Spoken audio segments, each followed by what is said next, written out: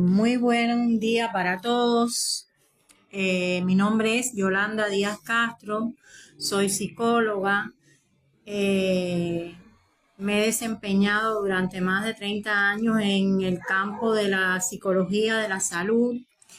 Soy practitioner en EMDR, que es una terapia o una alternativa psicoterapéutica para el manejo de los traumas psíquicos y estoy aquí para impartirles un contenido que yo le he llamado el EMDR y la psicoeducación en la prevención y tratamiento de víctimas de abuso emocional. Les pido por favor que se queden hasta el final de este encuentro, que va a ser virtual, donde yo voy a exponer algunos elementos teóricos relacionados con este tema. Pudiera poner también algunos ejemplos que he visto en mi práctica clínica y al final se debatirá el tema y me quedaré en la mejor disposición para aclarar dudas, escuchar sugerencias, en fin, hacer un debate sobre esta temática. Todos, seamos psicólogos o no, sabemos lo que es abuso emocional. Y el abuso emocional, a diferencia del abuso sexual, que tampoco es infrecuente, o del abuso físico, que cada día está tomando más auge, por decirlo de alguna manera, en el mundo entero, pero que en Cuba tampoco escapamos de ello. El abuso emocional como que es más invisibilizado porque no se ven sus huellas. Las huellas de un abuso emocional son sutiles, pero pueden ser pero muy dañinas, incluso más dañinas que cualquier otro tipo de abuso, aunque no quiero caer en comparaciones, porque el abuso físico, por ejemplo, puede llegar a extremos, como el homicidio. Pero es que el abuso emocional puede llegar a extremos, como, por ejemplo, el suicidio de la víctima, en este caso.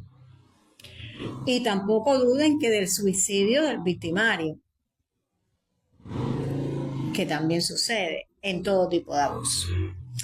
Entonces, vamos a partir de que como el abuso emocional es cada vez más frecuente en las relaciones interpersonales, abarca diferentes ámbitos que van desde la esfera escolar, la laboral, la familiar, la de pareja, etcétera. O sea que no se queda en un solo ámbito, sino que abarca muchísimas esferas de la vida de una persona. Muchas víctimas se mantienen expuestas de manera prolongada o intensas a este ambiente, entre otras razones, por no saber reconocerlo, ni mucho menos afrontarlo, siendo a veces extremo el daño causado.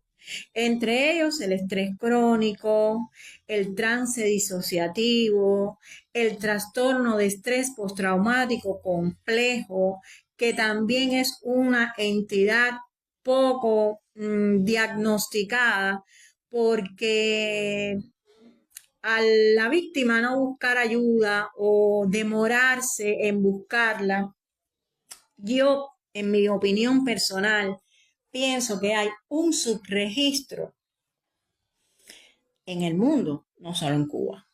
Hay un subregistro de trastornos de estrés postraumático complejo. Todos sabemos que el estrés postraumático es ese trastorno que aparece después que una persona ha sentido invadida su integridad física y se ha sentido en peligro incluso de muerte. Las víctimas de trastorno de estrés postraumático generalmente aparecen después de desastres naturales, después las víctimas de guerra, de huracanes, en fin, una serie de acontecimientos que suelen ser muy impactantes, muy fuertes para la persona reprocesarlos y generar respuestas adaptativas luego de este acontecimiento. Y precisamente el EMDR, que por sus siglas en inglés se llama así porque significa desensibilización y reprocesamiento a través de movimientos oculares. Este método o abordaje psicoterapéutico fue descubierto, fue descubierto por una psicóloga norteamericana de manera casual. Ella lo descubrió en el año 1987. Ella lo descubrió de manera casual. Hacen una anécdota de que estaba caminando por un jardín donde a ambos lados había flores o habían árboles o arbustos muy bonitos, y ella estaba perturbada emocionalmente en ese momento por una vivencia emocional personal, y notó que al mirar de un lado al otro del jardín, de derecha a izquierda, de izquierda a derecha, esos niveles de perturbación emocional iban disminuyendo en la medida que ella avanzaba por ese, me imagino yo, un sendero en que a ambos lados habían un ambiente que visualmente era agradable, pero que además sus ojos recorrían de derecha a izquierda, de izquierda a derecha, y ella notó que disminuía su perturbación con este movimiento. Como ella era psicóloga, se dio la tarea de empezar a divulgar qué relación había con los movimientos oculares y la desensibilización de emociones perturbadoras. Y los primeros estudios aparecen en 1989, disculpen, que fue publicado en el Journal of Traumatic Stress. En revista se efectuaron los primeros estudios controlados sobre la terapia de exposición prolongada, la terapia psicodinámica y la hipnosis para el tratamiento de trastorno de estrés postraumático. Ya en 1990 se descubrió que también otras formas de estimulación bilateral, no solo los movimientos oculares, sino los toques y los tonos auditivos, tenían efectos positivos. Estudios random controlados de los resultados terapéuticos demostraron que del 77 al 100% de los casos remitían con solo 3 o 6 sesiones para víctimas de trauma simple, y que en causa de traumas complejos se necesitaban hasta 12 sesiones para que estos síntomas tuvieran una remisión. Posteriormente, ya eso se fue profundizando en los estudios, se fue aplicando en otros contextos, demostrándose cada vez más la eficacia del EMDR, que fue como le llamaron a este abordaje psicoterapéutico, en víctimas de trastorno de estrés postraumático. Incluso ese movimiento tomó un gran auge a finales de los 80, principios de los 90, que no solo se quedó ahí en Norteamérica, sino que posteriormente en Europa tomó un gran auge, creándose la Asociación de EMDR Europa. Y esa asociación de EM Europa se ha ramificado por el mundo, creando estrategias para la formación de profesionales, donde Cuba también ha recibido de esas formaciones. Dentro de esas formaciones, que han sido múltiples, creo que comenzaron por el 2005-2007 por el oriente del país y han seguido a lo largo de los años formándose cada vez más profesionales de la psiquiatría y de la psicología en Cuba, de donde yo me formé primero en un curso precongreso con elementos muy básicos, que no fue por la asociación MDR, sino de manera secundaria, y eso es una anécdota que ahora no voy a comentar, pero por una discípulo de Shapiro que vino a Cuba a un congreso de salud y desastre en el 2010, pero mi verdadera formación con todo el rigor científico fue en el 2015 por la presidenta de EMR Europa, en este caso España, que fue la primera formación, pero después yo recibí otras formaciones y por Italia, por la presidenta de la Federación o de la Asociación de Italia, que es Isabel Fernández, que es a su vez la presidenta de Italia y la presidenta de Europa. Y, en fin, este equipo de profesionales ha venido en reiteradas ocasiones a Cuba para formarnos a los psicólogos y psiquiatras y profesionales de la salud cubanos.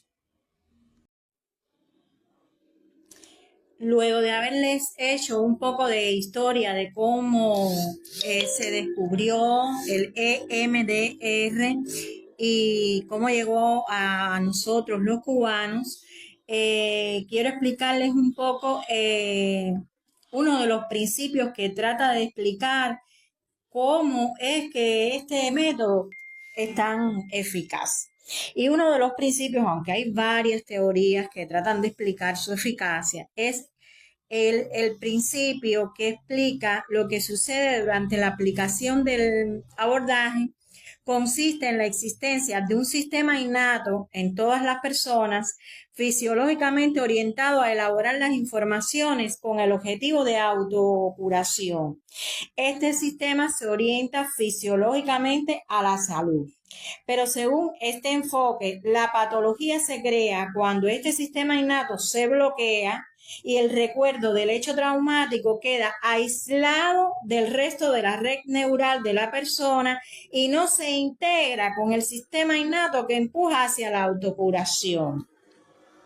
Durante las sesiones de MDR, como se ve el modelo de procesamiento adaptativo de la información, se pone en movimiento con el set de movimientos oculares o con las otras estimulaciones bilaterales, y lo que se observa es que durante estas sesiones hay un proceso real de procesamiento que refleja por lo general en la terminación de la perturbación, en lo que tiene que ver con el recuerdo del trauma y luego en la mejoría de los síntomas del paciente. Es decir, el hecho que perturba al sujeto no se olvida, sino que se le da un resignificado a través del reprocesamiento adaptativo que ocurre a nivel neurofisiológico. Bien, una vez explicado más o menos una de las hipótesis, porque existen otras teorías que incluso lo relacionan con la fase REM del sueño, donde se dice que durante el sueño se reparan muchas de las vivencias que el sujeto ha tenido durante el día, y que como los movimientos oculares son rápidos o son de una manera que no son lentos, esta terapia también simula a lo que ocurre durante el sueño REM. En fin, estas serían algunas de las hipótesis que explican su eficacia. Pero volvemos al tema abuso emocional y cómo puede el EMDR ayudar a las víctimas de abuso, y cómo puede la psicoeducación ayudar a dos cosas. Una, si la persona está educada en lo que son, quiénes son los abusadores emocionales, qué características tienen, cómo funciona su modus, cómo es su modus operandi, en fin, pues entonces esa persona que está educada en esta teoría, digámoslo así, es menos propensa a caer en las redes de un abusador emocional. O si ya cayó en las redes y está en el lobby de la relación, como yo le suelo llamar. El lobby de la relación sería como los primeros momentos lindos de la relación, que nadie saca a flote sus garras de abusador. Pues el que está mejor informado, que es a lo que yo le llamo psicoeducación, que es en darle todas las herramientas teóricas del tema, divulgarlas a través de diferentes medios audiovisuales, las redes sociales que ahora mismo pueden ser muy bien aprovechadas en este sentido, los eventos científicos como este que ahora mismo estamos nosotros socializando, para que lleguen no solo a la gente común, sino que llegue a los profesionales de la salud que no necesariamente trabaja la psicología ni la psiquiatría, pero quizás es un médico de familia que conoce más del barrio y que conoce más de la comunidad y puede ayudarnos a identificar tanto a víctimas como a victimarios para, por lo menos a las víctimas, ofrecerle la ayuda, ojalá que a tiempo, que necesitan y incluso poderla sanar. Porque la buena noticia es que el EMDR sana, cura. Incluso voy a ser un poquito más ambiciosa y me voy a salir un momentico de lo que es las víctimas de abuso emocional para decir que actualmente hay investigaciones en el mundo que están previendo la posibilidad de que el EMDR sea la cura de futuras enfermedades y trastornos neuropsiquiátricos. Me quedo ahí para darles esta buena noticia porque lo he leído, me he documentado sobre el tema, pero se sale del marco de lo que es mi conferencia de hoy.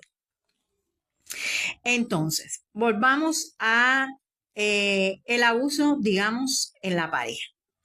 El abuso en la pareja, por ejemplo, tiene un espectro que va desde el llamado tóxico, que no es un lenguaje científico, ni está en ninguna clasificación internacional de enfermedades, ni en la CIE-10, ni en el DSM-5, ni mucho menos, porque esa persona es tóxica per se, pero no cumple las pautas para un diagnóstico psicopatológico. Sencillamente tiene algunos rasgos de la personalidad que no son empáticos, que tiene características de manipulador, de controlador, en fin, y que lacera las relaciones interpersonales. Y donde caiga ese ser humano, sea en un ambiente laboral, o sea en un ambiente familiar, o sea en un ambiente de pareja, o sea con sus propios hijos, esa persona es dañina y esa persona puede crear traumas psicológicos en su entorno. Y esa persona rara vez va a buscar ayuda para él. Porque lo primero es que no tiene la menor necesidad ni la menor crítica de recibir ayuda. Para él, quien tiene, o para ella, que no tiene género, quien tiene que buscar la ayuda es el victimario, que en su manipulación lo califica como tarado, loco, desequilibrado, etcétera, etcétera. Hay una serie de adjetivos que van lacerando la autoestima de ese con el que él interactúa en los diferentes medios donde este individuo está insertado. Existe el tóxico, que ya dije que no está clasificado en ningún manual, pero existe el narcisista, que sí es un trastorno de la personalidad y que sí tiene determinadas pautas para el diagnóstico, y existe la personalidad psicopática, que también está en un manual y que a uno le parece que como que no son muy frecuentes, que no vamos a tocar con ninguno de ellos, que es muy raro, pero no es tan raro, para desgracia del mundo, y no es tan infrecuente. De hecho, se dice que el 1% de la población es narcisista, pero en otros estudios más recientes se habla de 1% mucho mayor, y se habla de un gran subregistro de personalidades narcisistas, a lo cual yo me acojo o creo que puede ser así, precisamente porque la personalidad narcisista no busca la ayuda. La personalidad narcisista tiene un ego roto. Lo tiene roto desde su infancia porque también fue abusado generalmente o tuvo determinada historia de vida que marcó su yo. Ese yo aparenta, tiene un escudo de que es una persona que se sobrevalora, que se sobredimensiona sus características, que tiene un sentido de la grandiosidad, que se da mucha autoimportancia, que tienen una preocupación extrema por sí mismo, tienen cero empatía con los demás y tienen una serie de características que pudiéramos incluso en aras de hacer psicoeducación, hablar de algunas de estas características que ya he ido diciendo la clave, vaya, el núcleo central de un narcisista. Pero también este narcisista, cuando tiene una relación amorosa, tiene un modus operandi que tiene determinadas características que voy a hablar posteriormente, porque creo que es importante que conozcamos cómo funciona un narcisista en pareja, fundamentalmente en pareja. Después vamos a hablar de las relaciones laborales abusivas, que también es un entorno nocivo y desgraciadamente no poco frecuente. En el mundo ahora mismo se le está dando gran importancia a las relaciones de pareja disfuncionales, vamos a decirle así, donde el narcisismo tiene un protagonismo importante y donde ya les dije que hay un subregistro de personas narcisistas o con rasgos narcisistas que no necesariamente cumplen las pautas para un diagnóstico de trastorno de personalidad narcisista, o con las pautas de diagnóstico de personalidad narcisista. ¿Cuáles serían algunas de las características de esta personalidad? Miren, lo primero que tienen es una necesidad de ser admirados, un ego bien extremo, pero que está adornado externamente como una necesidad de reconocimiento excesiva, que detrás esconde una gran subvaloración y un ego roto. Tienen una gran falta de empatía por el entorno. Tienen una manipulación emocional en sus relaciones. Son grandes manipuladores. Son controladores y posesivos. Tienen cero autocrítica. Usan el chantaje emocional y la amenaza. Tienen una falta de compromiso genuino en sus relaciones. Son muy falsos. Son lobos con piel de oveja, por decirlo de alguna forma. Tienen una alta competitividad en las relaciones, incluso de pareja. Estoy hablando fundamentalmente de pareja. Tienen un desprecio por las necesidades de la pareja. Usan la culpa para poder manipular al otro. Son muy impulsivos y con mucha falta de control. Tienen necesidad de controlarlo todo del otro. Tienen comportamientos ambivalentes de amor y bombardeo amoroso, al otro extremo que es distancia y frialdad. Usan un chantaje emocional para poder hacer que el otro se ceda a sus antojos. Si me amarías, harías esto. Tú no haces esto porque no me amas, por ejemplo. Son frases que suelen utilizar en las relaciones de pareja. Ahora, ¿cuál es el modus operandi en una relación narcisista? Miren, hay una primera fase que le llaman la fase amorosa, la fase del bombardeo amoroso, o la fase donde ellos son muy generosos, atentos, se desbordan dándole al otro lo que el otro quisiera tener, y el otro es cualquiera, lo que cualquiera de nosotros quisiéramos ver en una pareja. Eso es la imagen que te vende el narcisista en sus primeras interacciones con la pareja que está cayendo en sus redes, que está intentando enamorar, atrapar, seducir, etc. Después de este bombardeo amoroso, donde la pareja generalmente cae a sus pies, sobre todo cuando no está bien psicoeducado, y de ahí la importancia de la psicoeducación.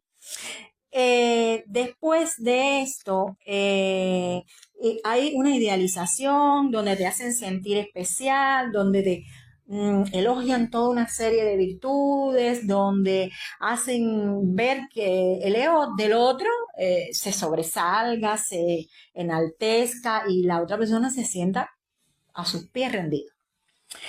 Después viene la descalificación o la devaluación. Ya cuando pasa la fase de bombardeo amoroso, viene la fase esta donde empiezan a demeritarte, devaluarte, a señalarte tus defectos, que si estás gorda, que si eres burra, que si eres burro, porque esto no tiene género y lo voy a aclarar.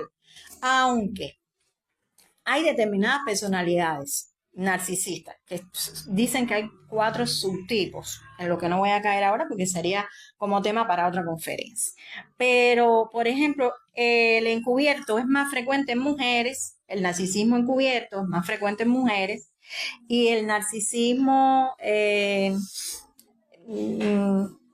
ahora no recuerdo el nombre, bueno, es más frecuente en los hombres. Ese que se ve a la legua, ese de que por allá viene un narcisista porque es extravagante, es estrepitoso, es alardoso, ese es el tipo de narcisismo más frecuente en el hombre.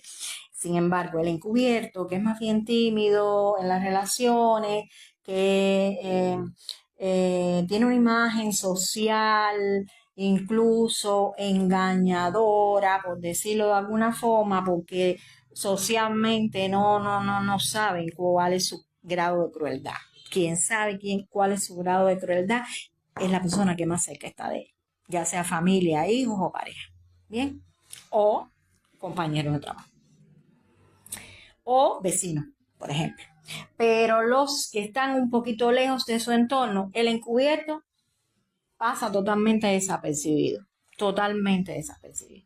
Y entonces vuelvo a decirles que en la fase de devaluación y de descalificación, pues empiezan a decirte todo lo que tú no quieres oír de ti mismo y lo que es o no es cierto. Pero además la forma en que te lo dicen es a conciencia para él. Después viene el descarte, donde te sacan de su vida, a veces desaparecen de una forma que no tienes una explicación de qué fue lo que sucedió, porque no te la dan, porque es que ellos mismos no la tienen, es su forma de funcionar disfuncionalmente.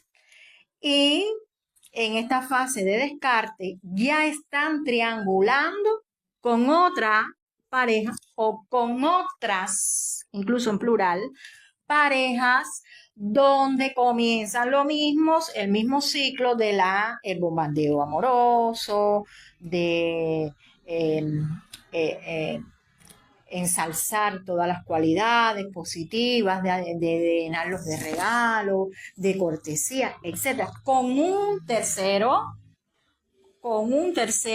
que empezó a caer en sus redes. Pero ya este está descartado. Descartado. Si ese descartado lo descubrió y lo, digamos así, desenmascaró públicamente, viene la fase de difamación. Que la fase de difamación es cuando se apoya en otros coetáneos, por decirlo de alguna forma, para difamar de la víctima. Y en esa difamación, imagínense ustedes todo el daño que hace o todo el daño que puede hacer, porque él se arma de una gran red de apoyo tóxica y también nociva de relaciones interpersonales que tampoco son valiosas, que tienen cualidades que son poco empáticas y demás, que desgraciadamente no son tampoco atípicas, y estos que les llaman monos voladores se prestan para difamar todo el contenido que le ha dicho el narcisista de su víctima a la mayor cantidad de gente que le pueda llegar esa información. Imagínense ustedes lo dañino que puede ser para la víctima. Y bueno, el ciclo es idealización, devaluación, descarte, y es un círculo vicioso donde idealización, devaluación, descarte, porque él después regresa. El victimario narcisista regresa. Se dice que siempre vuelve a la víctima, que nunca la deja totalmente, aunque hayan pasado meses, aunque hayan pasado incluso años. Vuelve porque él lo que necesita y lo que siente por esa persona no es amor. Él lo que necesita es combustible emocional. Y ese combustible emocional lo recibe de la víctima. Lo recibe para bien o lo recibe para mal, no importa. O sea, si la víctima lo que hace es atacarlo y decirle porque tú acá o allá y empieza a devolverle críticas, no sé qué, eso también es un combustible que le llena el ego al narcisista. Como también es un combustible que, como en esa manipulación que él logra hacer de la víctima, él la hace sentir culpable. Entonces la víctima vuelve a caer en sus redes porque hay una cosa que se llama gaslighting. O sea, no es una cosa, es un concepto, que es una herramienta que utiliza el narcisista para hacerte creer que tú no estás bien emocionalmente, que estás perturbada, que la realidad no es como tú la estás viendo, que la realidad fue de tal o más cual forma como él te la quiso adornar, y entonces la víctima se empieza a cuestionar su propia realidad, generándole una disonancia cognitiva. Señores, colegas, estar en una relación narcisista crea adicción. Porque desde el punto de vista neurofisiológico se crean los mismos mecanismos adictivos o se generan los mismos neurotransmisores que aparecería en cualquier adicción psicológica. Es una adicción emocional. Es una adicción emocional donde hay una disonancia cognitiva, porque él es bueno, soy yo la mala, o porque ella es buena, soy yo el malo. El problema es que yo estoy percibiendo las cosas mal, las cosas no son como yo las veo, las cosas son como él o ellas me están diciendo que yo las debo ver. Y entonces ahí se crea un círculo vicioso donde la pareja patina, por decirlo yo en mi lenguaje muy, muy popular y que yo necesito que se socialice así. La pareja patina en el mismo puesto.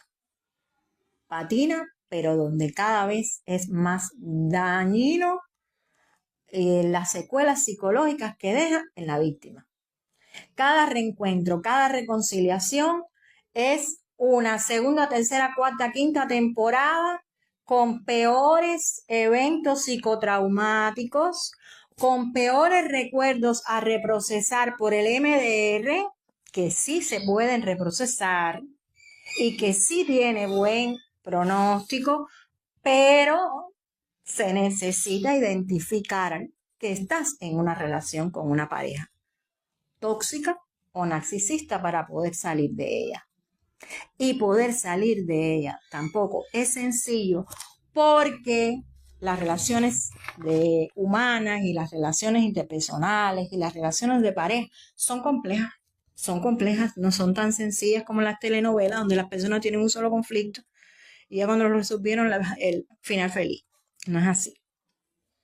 No es así, y entonces hay que preparar también a la víctima cuando viene a terapia, que ella está aquí, por ejemplo, que ella pidió ayuda y quizás no lo pidió ni por eso, lo pidió porque empezó a somatizar su ansiedad o su depresión, en fin, y viene motivo de consulta, depresión, motivo de consulta, estrés crónico, cefaleas, trastornos de sueño, irritabilidad, la mala de la película o el malo de la película porque siempre está irritable, siempre está de mal humor, llega a tener pocos deseos de realizar las actividades que anteriormente le gustaban, le empieza a perder el sentido, incluso el sentido de la vida, pueden haber ideaciones suicidas, mucho sentimiento de culpa, muy hacia adentro toda la culpa que se le ha inoculado durante mucho tiempo, porque hay personas que llevan mucho tiempo en esa relación.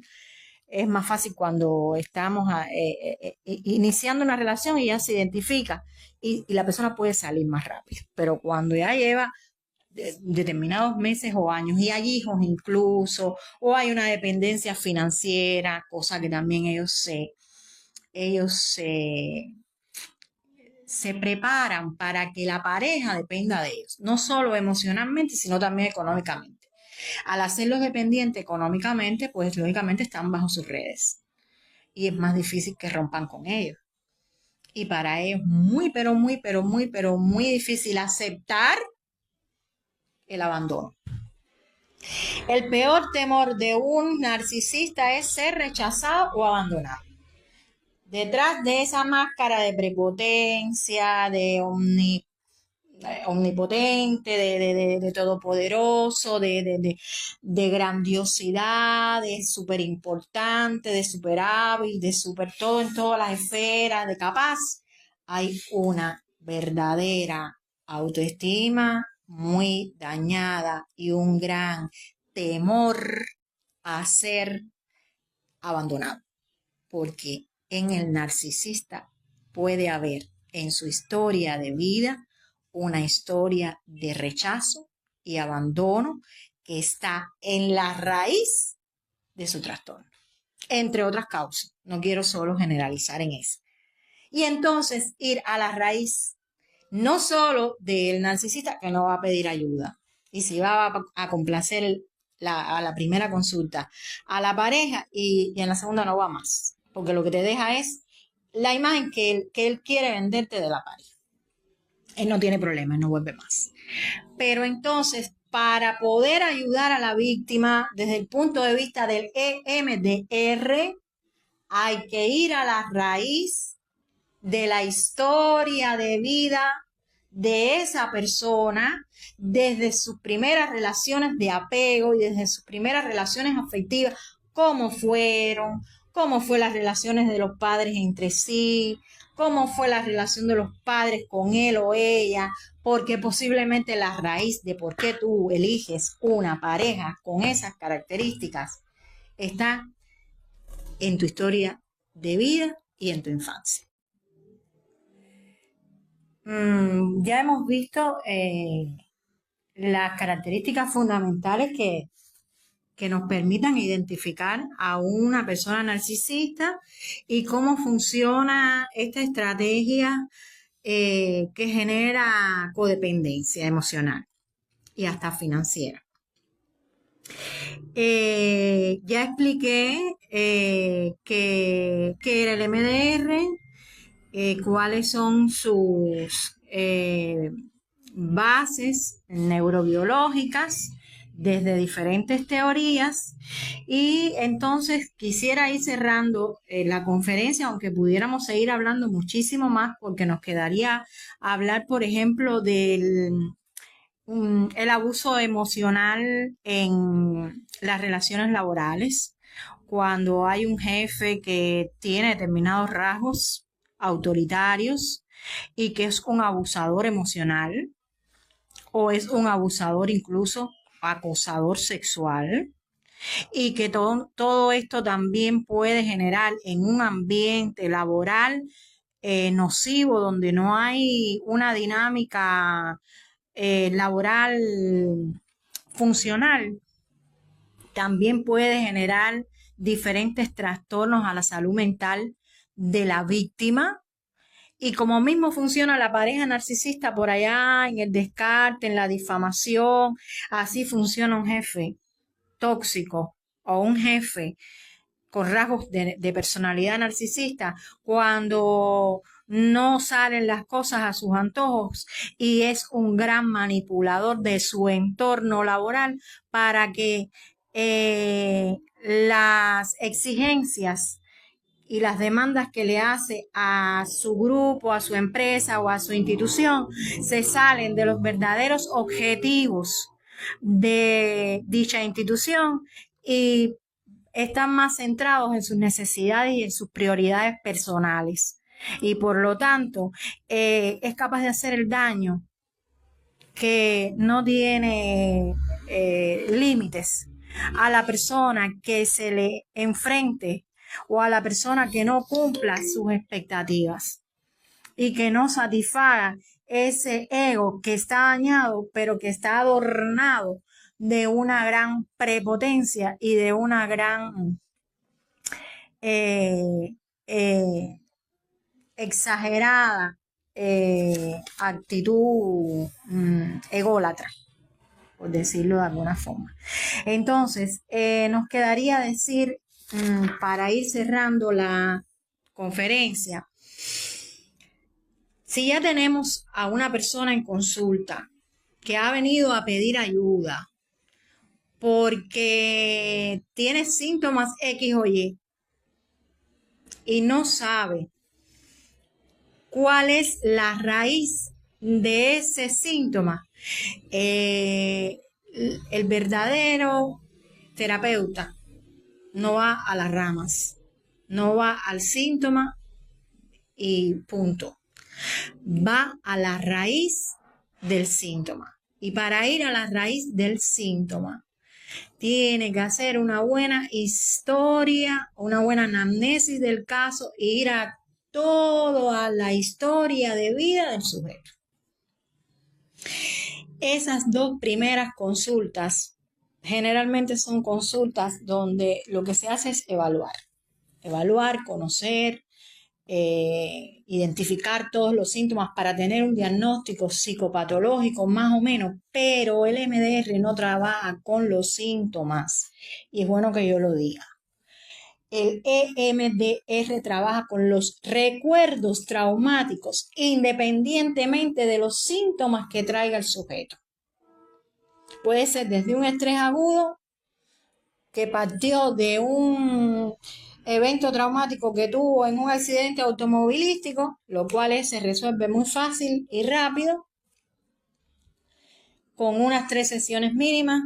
Desde la primera se ven resultados asombrosos, a este que es más complejo porque es víctima de un abuso emocional y hay que ir a su infancia y hay que ir a su adolescencia y hay que ir a algo que también puede estar en su historia de vida y que no es poco frecuente, que es el bullying.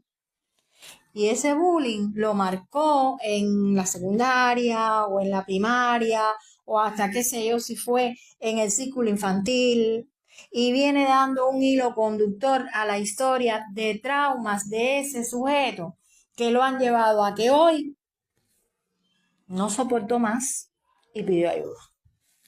Porque generalmente, por desgracia, piden ayuda cuando ya no pueden sobrellevar su día a día. Y sus manifestaciones psicopatológicas son cada vez más complejas, llegando incluso a tener, y hago énfasis en el trastorno de estrés postraumático complejo, que es un trastorno con los mismos síntomas de un trastorno de estrés postraumático simple. Lo único que aquí no es un terremoto el que te trajo el trauma, ni es un tsunami el que te trajo el trauma, sino una relación interpersonal que ha sido muy nociva a lo largo de meses o años en tu historia de vida. Y crea la misma sintomatología, los flashbacks, las imágenes intrusivas de los recuerdos de las escenas violentas, las pesadillas con contenido de lo ya vivido, las cogniciones negativas sobre sí mismo, etcétera, etcétera, etcétera. Las mismas pautas diagnósticas que se describen en cualquier manual de psiquiatría. Y que sí hay un subregistro. Y que sí existe en las víctimas de abuso narcisista y de abuso psicopático, que no he hecho mucho énfasis en los trastornos de personalidad o en los psicópatas, pero que también existe, aunque un poco menos frecuente. Entonces, ir a la historia, hacer un hilo conductor, incluso se le pide al sujeto, y esto lo voy a decir porque ustedes lo pueden hacer aunque no sean hemederistas, pedirle al sujeto listado de los peores recuerdos en su historia de vida, ya nos ayuda muchísimo a ir entendiendo cómo funciona esta persona y por qué. Como también le pedimos el listado de los mejores recuerdos de su vida y de los recuerdos donde se sintió valioso, protegido, capaz, etc. El listado de eventos desagradables o traumáticos nos permite hacer un desensibilización y reprocesamiento de esos recuerdos del pasado para cuando ya se limpien todos esos recuerdos a través del MDR. Entonces, trabajar el presente y trabajar el futuro de esa persona. ¿Cómo me gustaría verme en el futuro en una relación de pareja? Porque lógicamente esto afecta las futuras relaciones de pareja. Y hay un aislamiento social, y hay un miedo a volver a tener relaciones de pareja, y hay una serie de síntomas ansiosos y deprimidos que van a afectar su calidad de vida, indudablemente no en el hoy, sino hasta en el futuro. Incluso algo que se me ha olvidado decir es que esa persona o esa familia está mal educando a sus hijos, porque esa es la relación que están aprendiendo a tener.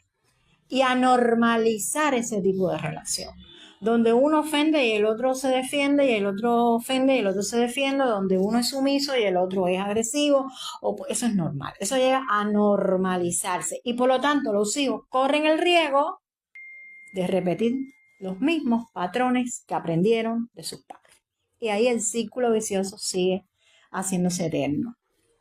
Entonces, dentro de las estrategias de psicoeducación es importante educar y en la identificación de los rasgos narcisistas o de los rasgos tóxicos de la relación, así como educar en el autoconocimiento de esa persona. Que esa persona conozca cuáles son sus fortalezas primero, porque viene muy dañada. Lo que menos necesita es que nosotros les reforcemos el ego dañado, reforzarle sus fortalezas, pero también que identifique cuáles pudieran ser los puntos a sanar, vamos a decirle así, para que dañe menos el ego. Que aprenda a establecer límites claros, aprender estrategias de comunicación asertiva con el tóxico, con el narcisista o con el que sea, el victimario que sea.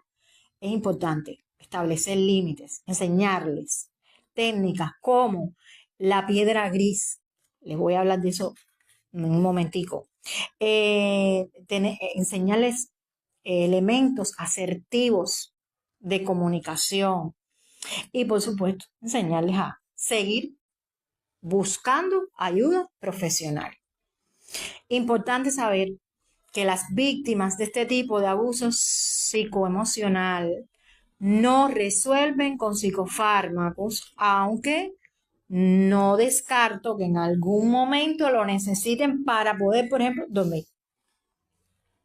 No lo descarto porque no quiero absolutizar, pero el trastorno de estrés postraumático secundario, abuso emocional, no resuelve con psicofármacos. Es necesario trabajar los traumas, ya sea desde la perspectiva del EMDR o, no sé, de cualquier otra alternativa psicoterapéutica, porque no quiero ser absoluta, que sí existen muchas alternativas psicoterapéuticas para el tratamiento de trauma y que cualquiera de ellas pueden ser válidas. Entonces, a modo de conclusión, hacer psicoeducación para ayudar a la prevención y que para que las personas conozcan sobre la temática, conozcan, identificar o puedan identificar a una persona abusiva, a un victimario y no caer en sus redes, sea en la esfera que sea, laboral, conyugal, de pareja que se inicia, etcétera. En fin, hacer psicoeducación ayuda a la prevención. Y hacer psicoeducación ayuda al que ya está dentro de la pareja a poder crear la estrategia adecuada para salir de ella. Y salir de ella no siempre es sencillo. Primero tiene que haber una independencia económica de esa persona que a lo mejor depende de su victimario, etcétera. Hay que prepararlos para salir. No se puede salir a la primera. Porque además nunca podemos olvidar que el victimario puede ser capaz de cualquier cosa, no sabemos cuál, hasta incluso atentar contra la vida de la víctima. Y entonces sí, una iatrogenia, un manejo profesional inadecuado, queriendo ayudar, pero no ayudamos, puede ser fatal. Y entonces hay que ser muy cuidadosos como profesionales para no caer en iatrogenia. Y hago una asterisco en esto último que estoy diciendo, porque a veces queremos ayudar, pero no sabemos hacerlo, ni incluso como profesionales. Entonces, para caer en este tipo de relación y ayudar, hay que informarse y hay que formarse. No basta con leer tres, no sé, artículos del tema. Hay que formarse y hay que informarse. Entonces, no creo que todo el mundo con buen ánimo pueda diseñar la estrategia adecuada para ayudar a una víctima de este tipo de abuso.